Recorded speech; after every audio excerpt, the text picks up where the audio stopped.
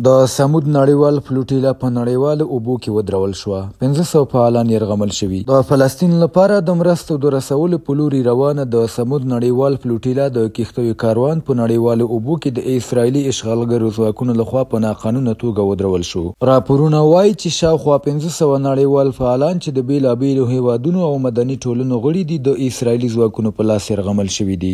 د پیښې په وړاندې په ټوله نړۍ کې پراخ غبرګونونه راپورته شوي او زرګونه معترضین په سړکونو راوتلي دي. میلیونونه انسانان په ګډه د فعالانو د سمدستي او خوندي خوشي کېدو او د دوی د بشري ماموریت د بشپړولو غوښتنه کوي او له نړیوالو دولتونو غواړي چې پر اسرائیل فشار راولي څو بشري فعالانو ته لار ورکړي چې غزې ته ورسیږي. د فلوټیلا له لوري خپرې شوې ویناوې د مدني فعالانو غوښتنې وایي اسرائیلي یرغلګر دي د فلسطینیانو نسل وژنه همدا اوس ودروي او اسرائیلي ځواکونه دې له غزې ووځي او یرغلګر دې د خپل جرم حساب ورکړي. د پرتګال یوې مخکښې سیاستوالې او د دغه هیواد د پارلمان غړي ماریانا موټاګوا په څرګندو ټکو سره وویل نړۍ باید دوه غوښتنې وکړي. د قوانینو باید درناوی وشي او هغه څوک چې قوانین ماتوي باید محاکمه شي. د فلوټیلا له لوري د څرګندونو په منځ کې ګریټا تونبرګ هم شتون لري. هغې له سمندر څخه د غزې پر لور د تګ پر مهال وویل اسرائیل باید د خپلو جنایتونو حساب ورکړي. دا د فلسطینیانو په نسل وژنه لګیا دی.